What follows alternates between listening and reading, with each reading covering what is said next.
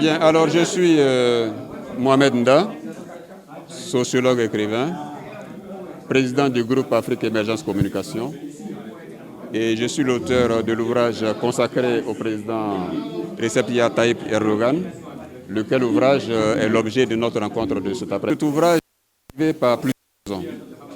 Vous savez, notre structure, le groupe Afrique Émergence Communication, a pour objectif d'œuvrer au développement de nos pays africains.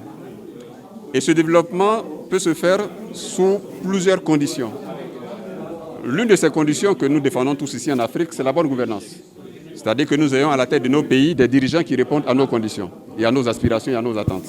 Mais en plus de cela, il faut également que nous ayons des bons partenaires, des partenaires qui également permettent au continent africain de pouvoir relever les défis auxquels, n'est-ce pas, nous sommes confrontés.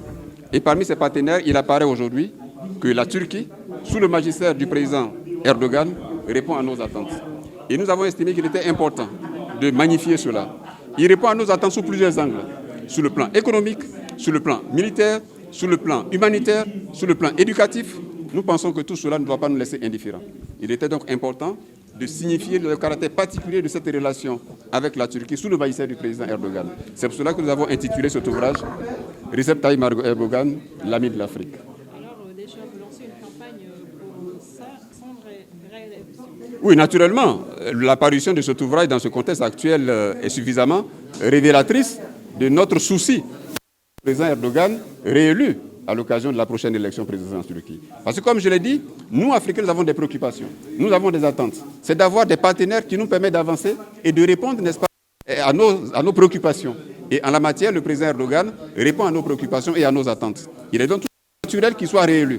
C'est cela notre préoccupation et c'est ça notre souci. Il faudrait que le peuple africain comprenne que Erdogan est l'homme qu'il nous faut actuellement dans le contexte actuel à la tête de la Turquie. Et quand nous le disons, c'est à juste cause.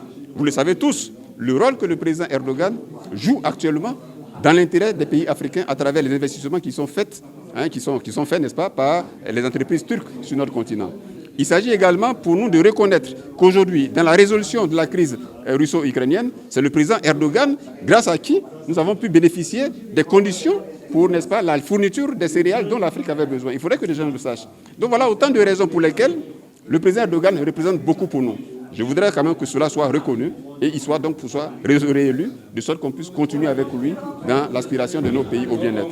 Sur l'excellence des relations entre la Turquie et le Sénégal. C'est des relations extraordinaires. Je crois que l'honorable Salam Gaye va peut-être revenir là-dessus. Le Sénégal aujourd'hui a une relation particulièrement exemplaire avec, n'est-ce pas, la Turquie. Évidemment, ce n'est pas seulement que le Sénégal, ce sont tout un ensemble de pays africains qui sont en bonne relation actuellement avec la Turquie. Figurez-vous que de 2005, où il n'y avait seulement que 12 ambassades turques en Afrique, aujourd'hui nous sommes en 44 ambassades, grâce, n'est-ce pas, au dynamisme du président Erdogan. Le président Erdogan, c'est ce président-là qui, en moins de 10 ans, a fait plus de 40 visites en Afrique. Et ça, c'est fondamentalement important. Ça atteste donc de la qualité, de la solidité de son attachement à notre continent. Alors donc, ce qu'il faudra également préciser, et ça, cela est fondamentalement important. J'ai dit tout à l'heure que nous souhaitons la réélection du président Erdogan. Il faut que cela soit très clair. Le peuple africain souhaite la réélection du président Erdogan. Et mieux, nous souhaitons qu'il ait le prix Nobel de la paix. Parce qu'aujourd'hui, il est en train d'œuvrer pour le retour à la paix dans le cadre de la crise Russie-Ukraine. Et tout le monde connaît l'urgence de cette question-là, parce que cette crise-là peut avoir des répercussions d'ordre planétaire. Et rien que pour cela, le président Erdogan mérite la reconnaissance de la communauté internationale pour son attachement à la paix. Il fait la leçon.